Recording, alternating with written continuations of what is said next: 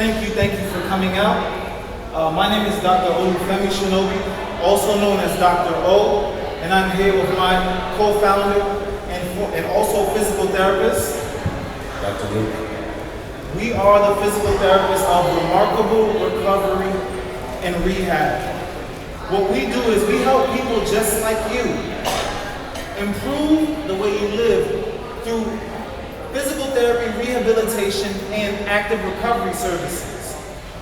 What we provide is one-on-one sessions with all of our patients to help you get to your goals. If you want to get out of pain, improve the way you move, improve your flexibility. Anything you would like to do physically, that is what we are centered on doing, okay? We are located in the Zoo Health Club, which is on Oakland Park, very close to Dixie Highway. Commercial Boulevard in Oakland Park, very close to Dixie Highway.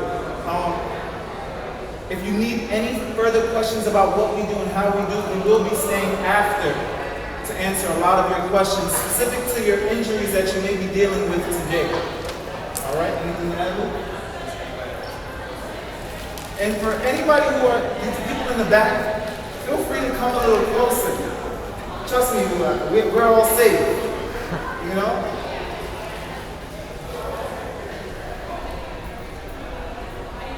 Okay, feel free to not come closer as well. All right, so we'll just wait till she comes up a little closer. Welcome. Come on up. Excellent. Here we go. All right, so I want to know, does everyone here think that they get enough physical activity? All right? Just by a show of hands, Does everyone think they get enough physical activity? Go ahead. You people, cashiers, people, vendors, you can raise your hands as well. If you think you get enough physical activity, I want you to raise your hand. Okay, we got one vendor over here. Okay, excellent. Okay, another vendor over here. How about anyone in our crowd here, in our audience? Does everyone here think they get enough physical activity? All right. Now, excuse me, vendors over to the right. Over here, you. How many minutes a week of physical activity do you get?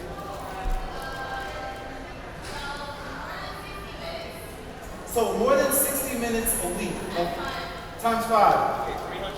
300 minutes. Okay, so according to the World Health Organization, the recommendation is that we all get 150 to 300 minutes of moderate intensity physical activity. Give yourself a hand for meeting the World Health Organization. You are doing what you're supposed to do. Now, that's for moderate intensity physical activity, right? So raise your hand if you're only about, let's say, 60 minutes away from meeting that. Anybody here? All right, I'll just ask you a question. How much physical activity do you get a day? Maybe 15 minutes? Okay. Okay, now, wait, how about this? That physical activity that you get, is it moderate intensity or is it vigorous? it's moderate. Moderate. So, are you getting that 5 days or 7 days out of it? It's probably like 4 or 5 days a week out of a month. Okay, 4 or 5 days a week, you're getting moderate intensity for 15 minutes. In order for you to meet the standards, all you have to do is bring that up to 30. Okay? All right, excellent. So just a quick tip on that. Okay. So the title of our presentation today is Sitting is the New Smoking, right? So we all know about the dangerous effects of smoking, but did you know our sedentary lifestyle is just as dangerous for our bodies as smoking cigarettes? That's right. Our sedentary way of being is putting us at risk for many diseases and ailments that essentially do the opposite of what this place is called. So instead of extending our life, we're shortening our lives. All right? Next slide. Okay, so what is a sedentary lifestyle? All right? A sedentary lifestyle can be defined as maintaining a sedentary lifestyle involves extended periods of sitting, little to no physical activity or exercise. All right? So, anybody in here have a desk job? Okay, we got a few desk jobbers. Okay, okay. Anybody retired? Right? Okay, we got some congratulations, all who are retired. I can't earn it. Yes. All right. So now, for all my desk job people here, are you deliberately getting up throughout the day so that you can have breaks and times of that sedentary behavior? Yeah. Nice. How often do you get up? Probably about every hour, maybe. Nice. Every hour in about an 8-hour day? Yeah. Okay. Not mad at that. That's a great strategy. For all of my retirees, the lucky ones in the group, right? How do you make sure you get some physical activity throughout your day and you don't remain sedentary? I walk sometimes, but I have a back problem. Oh, you do? So you're at the right place. Okay. So he walks sometimes. I like that. I love that actually. Perfect. Perfect. So yes, this is how you would say a sedentary lifestyle is. All right, so the purpose of us being here today talking about how sitting is essentially the equivalent to smoking is to take into context of us being doctors of physical therapy. We treat a lot of people with low back pain. Low back pain is typically associated with a sedentary lifestyle. And with that being said, as Dr. O initiated before, a sedentary lifestyle leads to a bunch of negative effects that not only affects low back pain, but also these conditions here. So the first thing we have here is increased risk of type 2 diabetes. Type 2 diabetes is different from type 1 in that type 1 is an autoimmune disease that a lot of people are typically born with or they develop a little bit earlier on in their lives. Type 2 is very much so based on the lifestyle that you carry out from an activity standpoint as well as a nutrition standpoint. Then you have increased rate of colon and breast cancer.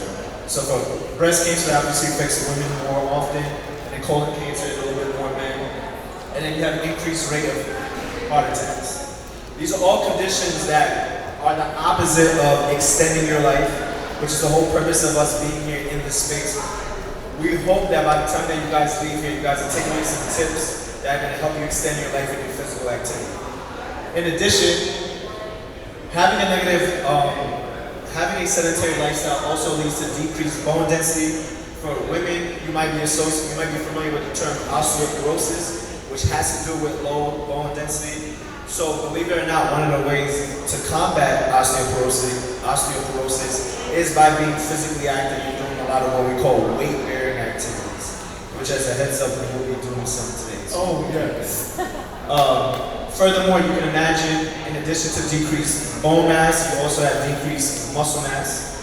Because obviously, if you're not exercising, then your muscles aren't getting the stimulus for them to grow. I wanted to say something about that. Yeah. And so, for a lot of you might be thinking, well, you know, I don't care. I'm not a very aesthetically driven person.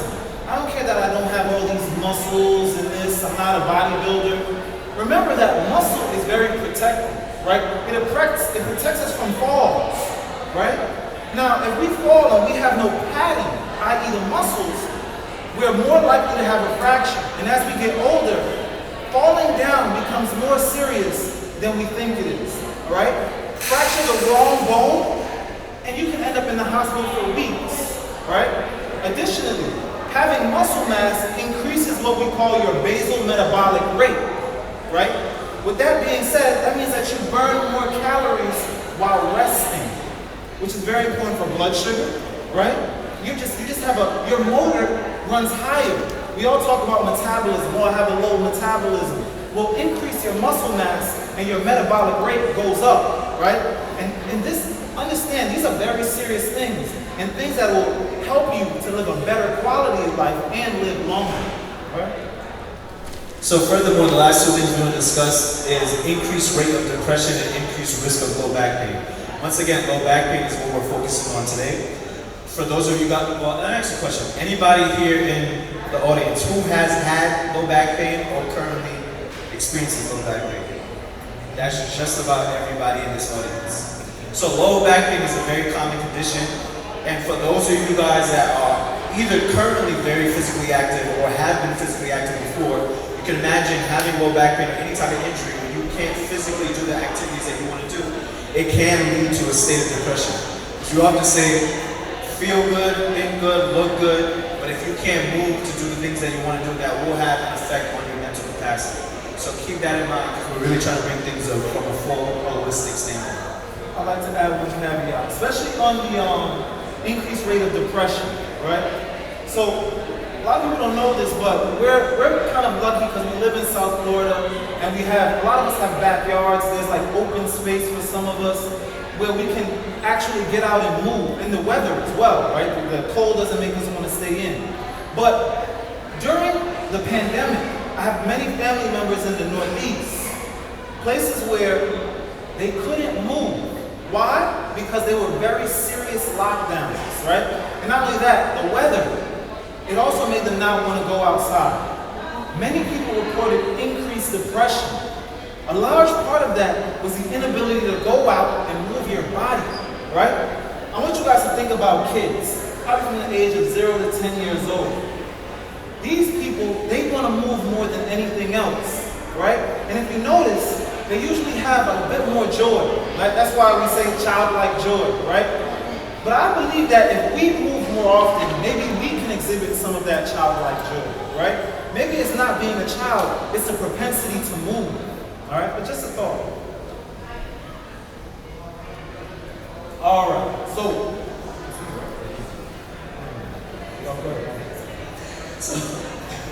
as you guys saw from our poll, low back pain, we either all have it or have had it.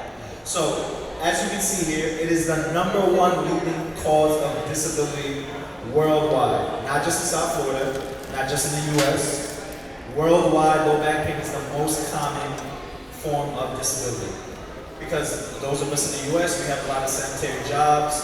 Those of us who aren't in that realm, we still end up in situations where, like, for example, we're physical therapists. I work in a hospital setting in addition to what we do for our company. A lot of times I'm mobilizing patients. So if I don't keep my body physically active, I put myself in a position where I'm trying to help another patient where I may throw my back out. So it's very common, more common than people actually expect. all right, so sir, you mentioned that you had low back pain, am I right?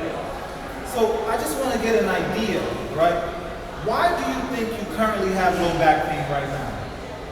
I have no idea. Okay, if you could assume, why do you think so? Because here is a lifting, moving, and that's the first thing I like. Okay, I'll take it. So what he's saying is it's the effects of putting his body through stress throughout the years. Anybody else have low back pain right now? Why do you think you have low back pain? Well, I'm told I have rheumatoid arthritis and a lot of degeneration, and I had a reaction to the cholesterol medication, where it was very possible. I've been in PT for almost 4 years, Okay, and I'm still not 100%. gotcha. So we have a multifactorial reason for low back pain, which started in one place and sort of many things, many potential instigators is what I like to say. Anybody else who have low back pain here? Oh yeah. I have it sporadic L4, L5 vertebrae that are slightly compressed or granted by South part of the reason for that. I just have to do a lot of sitting, so I have it sporadic often. Gotcha. Okay. So I think this goes into the next point perfectly. So, you actually just led us into our next topic, which is the common causes of low back pain. So you mentioned L4, L5. So that's actually one of the more common areas of the lumbar spine. So for those that you don't know, for semantics purposes, lumbar spine just refers to your lower back. So you have 5 vertebrae in the lower back. It starts off as L1, that's the first one, and it goes to L5. Then you have what's called your sacrum, which is the tailbone, and you'll often hear that being called S1. So typically in people that have low back pain and or herniated disc that's causing their low back pain, you typically will hear the person say, I was told L4, L5, or L5, S1. So it is a very common form of low back pain in the context of a bulging disc. One thing I want to throw out there is, believe it or not, there are a lot of people that have bulging discs that are actually asymptomatic. And the reason I bring that up is, in your case, you may very well have your low back pain coming from those herniations that come up on your MRI, but you also may not, or other people may not. Because if we took a poll of everyone in here and looked at their MRI, you're going to find a herniation in just about everyone here. It's just a common part of life. But it's a matter of whether or not that herniation is actually affecting you. And that's where we come into play as physical therapists, where we do a thorough evaluation to truly figure out where our client's low back pain is coming from. So I say all I have to say is, those of you guys that have had an MRI before, keep in mind you are not necessarily your MRI. There's more to it than just this imaging that is, in theory, supposed to tell you what your diagnosis is. In addition to bulging discs, we have muscle strains. So a muscle strain or a sprain is pretty much when you overstretch a muscle. So it'd be the equivalent to if you bent over to pick up something, you're like, I threw out my back. It could be typically that you strain a muscle in your back and or herniated disc, depending on the method of the injury. Then you have arthritis, which everyone, once again, whether you realize it or not, everyone has arthritis. And specifically osteoarthritis. Because we had a young gentleman here before mentioned rheumatoid arthritis. That is a very different thing because that is more autoimmune, more systemic. Osteoarthritis is more pertaining to individual joints. But to some extent, arthritis is a part of life. The more active you are, the less your arthritis will affect you.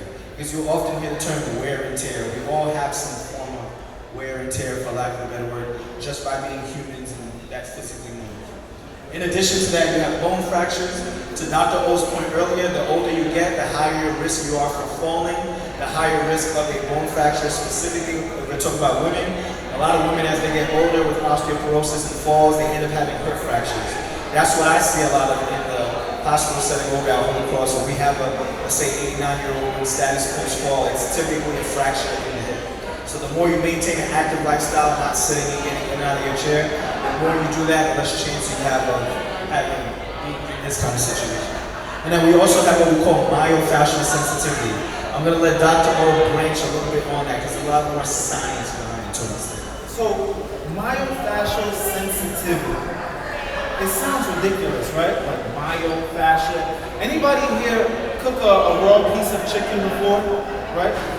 So you know that thin film that's around the chicken. That's what we call your fascia, right? Now, we all have fascia. It sort of encases all the muscles, and it allows things to move smoothly. Now, that fascia also moves, and it has nerve endings as well. So sometimes when you just have a general pain, it can come from the fascia, if that makes any sense. Guess what? Guess what the best form of prevention for all of these things are right here? Just give me a guess. Can you get that? Let me say it. He cheated. He must say this. Oh, somebody else. We need somebody else. Come on. Can I hear you? Can you say it? Movement and stretching. Exactly. Movement is medicine. Motion is the potion. All right? Motion is lotion. Motion is lotion as well. Right? We have to understand how powerful exercise is as something that we can do. You know, a lot of times we can control the air we breathe, right? Maybe we don't have access to, the best chicken that was raised free range in the manger somewhere where it only ate natural bugs and grass. Maybe we don't have access to that. But what can we all do? We can get up. We can move. That is one area where we have control, and we should exercise that control and actually exercise. Okay. Another thing that most of those things on the other screen or the cause of low back pain have in common is that they come along with the I word. What's the I word, everybody? Let me hear it out loud. Let's say it. Inflammation. I call it the I word because now it's sort of like become a bad word in society. But you'd be surprised that inflammation is actually a very normal thing. Excessive inflammation is not normal. So the first step of the healing process is the inflammatory period, right? So you know how when you say like you hit something and it may change colors, it may get puffy, that's the first step of healing. Now, when that is prolonged, that's when we need to control that. So the issue is more so chronic inflammation, which is bad. Remember, inflammation on its own is not bad, but inflammation that is chronic is not good at all. All right? So remember that.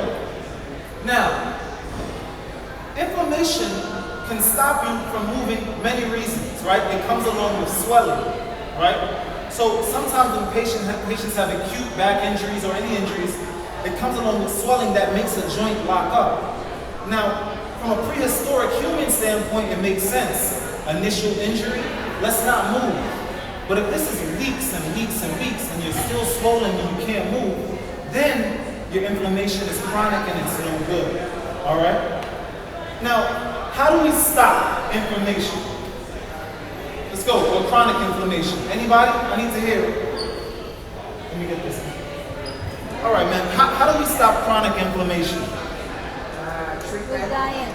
Okay. Let me hear. Good diet. Good diet, treatment, like you said, getting it treated by Dr. Lucarai, right? Nutrition. Anything else? Say it again. Exercise. Yes. People don't notice that exercise is actually anti-inflammatory. That's a good one. I usually don't get that one. All right. So now, with that being said, how should we eat, right, if we want to decrease inflammation? Eat right for your type. Ah, I like that. Eat right for your type. I like that because it rhymed as well, right? Talk to me. What you do? Come on. Say that again, please. Turmeric. Nice. Turmeric, a very, very potent herb. Really good. Oh, wait. Let me see if this goes that long. I think that's it, my friend. Don't worry. I got it. Don't worry. You grab it.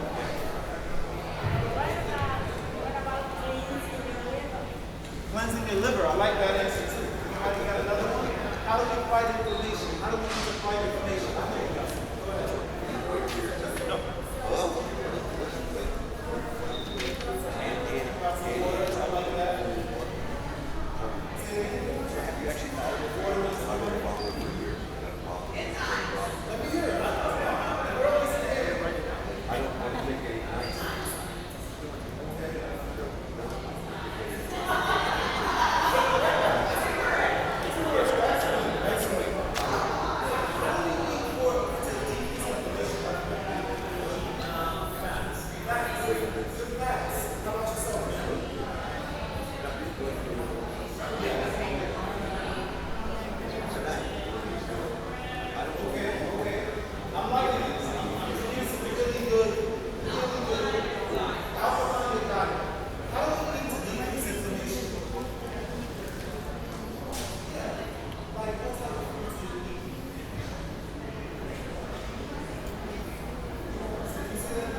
Drink a lot of water.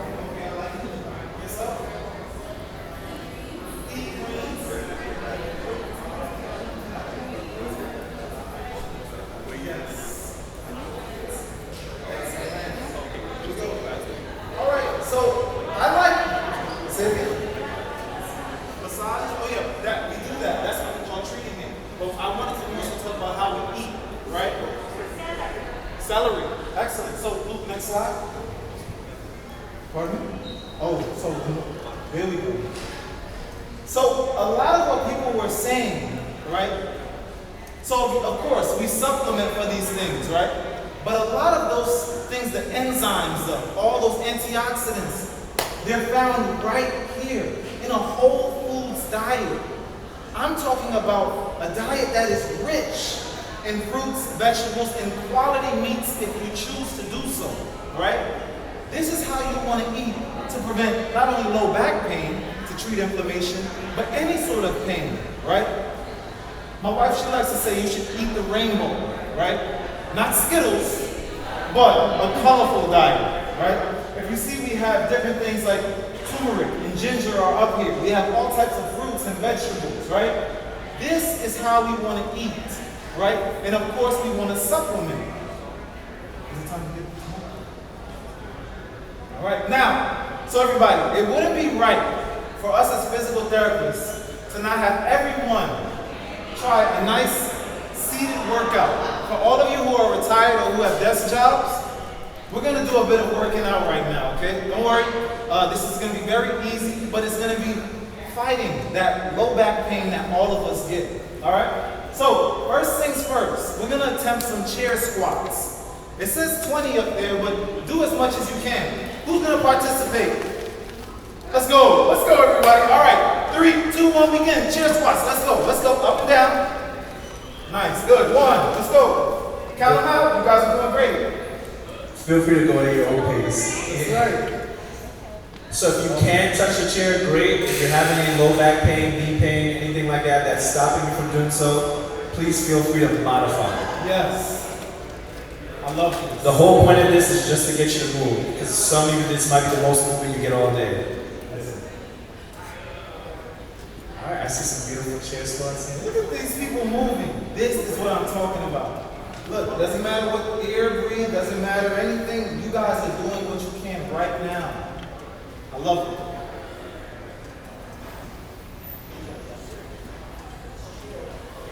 Nice. Look at those squats. Great ankle mobility, my friend. All right, when you've done 20 or as much as you can do, just have a seat, okay? There we go. That's what I'm talking about.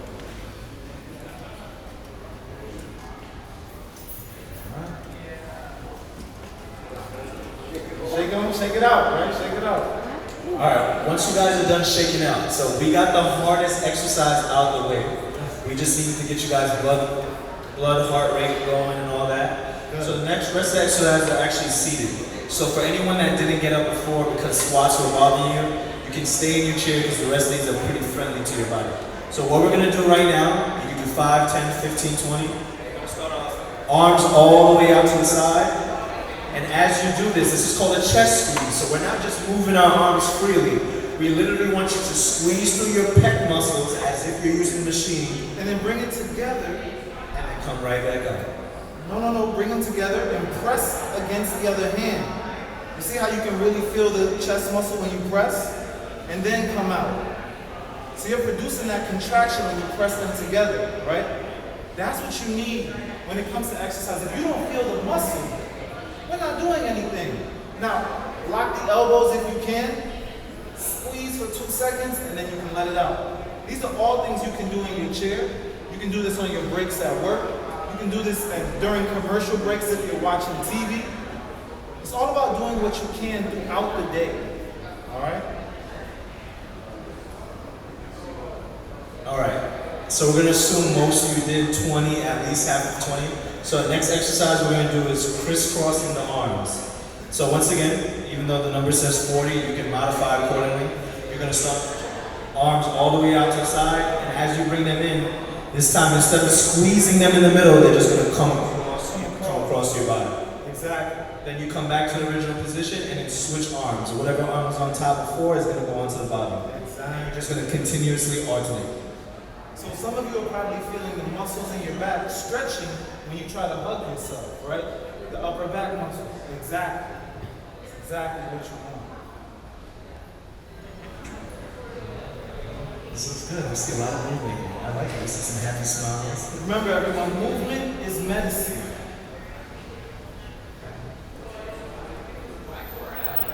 All right, now we're going to give the arms a break and we're going to switch back to the legs.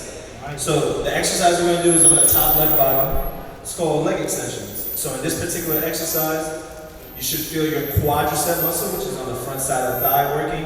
And for some of you guys that have tight hamstrings, you may feel pull in the hamstring or the calf on the back of the leg. Do not push through pain. If this is bothering your lower back, you just modify the range of motion to whatever you can tolerate. If you can go all the way straight, perfect. If you can go halfway, a quarter of the way, that's fine too. So on the count of 3, everyone's going to go ahead and straighten their leg out. 1, 2, 3. Excellent. Good. Really good for your knees, everybody. Excellent. This is perfect. Yeah, it's continuous. Let's keep going. So whatever number you decide to do, when you switch to the other side, try to keep it at that same number so you can stay as symmetrical as possible. Muscular imbalances are things that end up causing pain as well. So whenever you're doing a unilateral exercise, you want to make sure you try to complete the same amount on the other side within tolerance.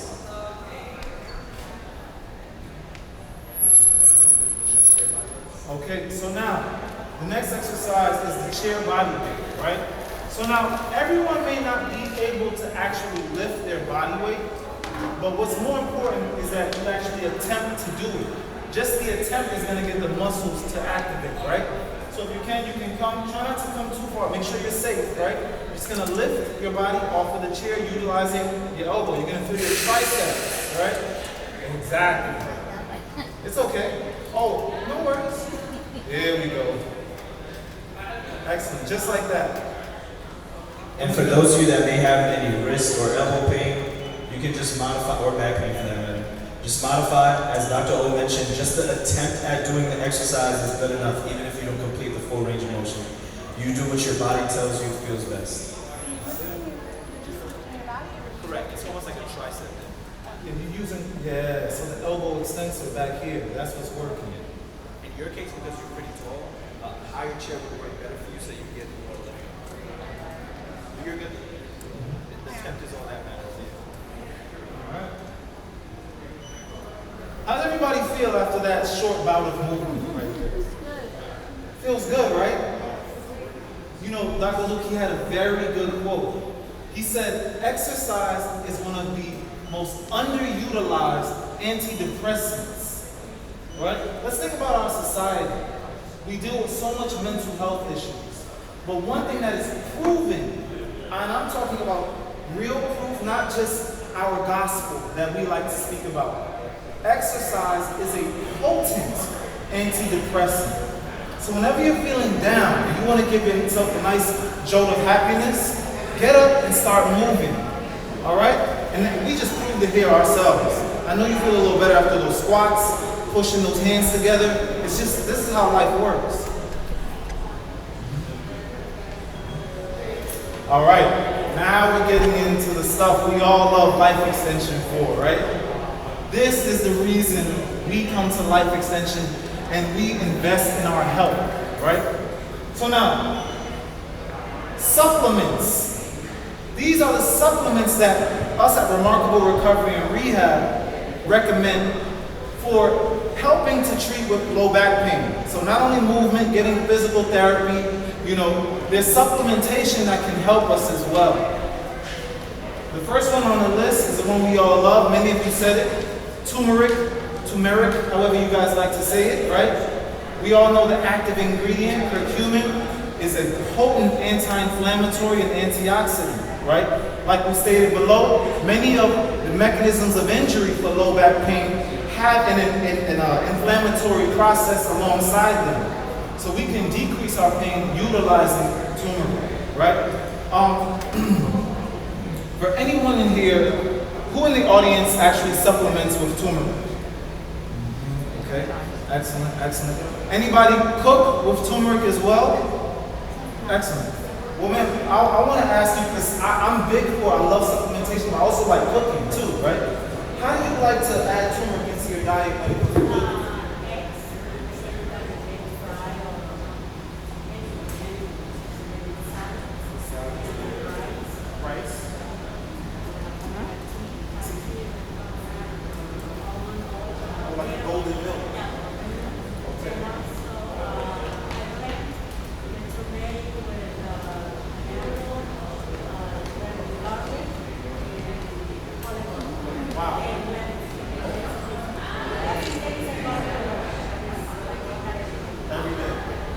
So it's sort of like you're using turmeric as a condiment, right? You're using it as an ingredient in your smoothies, right? Every day. So it can be put throughout the meal. Through every meal you can have turmeric. Anybody else cook with turmeric as well? So I'd like to hear how you use turmeric in your cooking.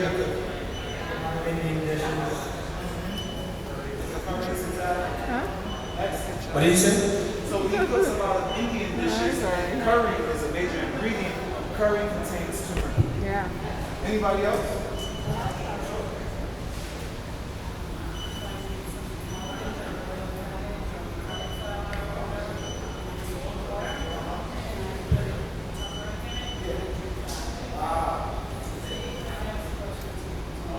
She brushes her teeth with turmeric. She brushes her teeth with turmeric. I think I've never heard about that one. The dentist told you to do it. I'm starting that today. I thank you everyone who participated and gave ideas, right? Now, also, let's say you don't like to cook, right? Don't worry. You can supplement. We have so many supplements here with turmeric. So just remember that. If you're someone who doesn't cook or the taste is not as good to you, you can supplement. Just find a way to get it into your body. All right? So the next one is the cherry juice extract, right? Many people probably heard of tart cherry juice, right? Anybody take that here? Excellent, excellent. So something else that's also very potent, anti-inflammatory, especially for the joints, right? Very good for you. Another thing you can purchase here, right? Omega-3 fatty acids, right? All right, now, can someone tell me what fish contain the most potent forms of omega-3 fatty acids? Anybody? Salmon. Salmon? Say that out loud. Salmon. Salmon. Anchovies and sardines. Anybody else? Say it again. Say it again. Cod liver oil, right? Codfish. Say it here. Krill. I love it. I'm not. No, I was gonna say wow. That's new. So yes, all of these fish are great ways to get omega-3 fatty acids into your system. But guess what? If you don't eat fish that day, that doesn't mean that you can't have omega-3s. We supplement, right? We need these things on a daily basis. So we don't only have to have them when we are eating them in food, all right? Number 4 is collagen, right? So anybody here supplement collagen? Excellent, excellent. Okay, do you use a certain supplement like a powder? Yeah. Okay, capsules, break it in half. I use a powder. You use a powder? Marine. Excellent, excellent. We also have Ancient Nutrition right over here, a really good quality powder. I've been using that one for a little while, so I highly recommend it.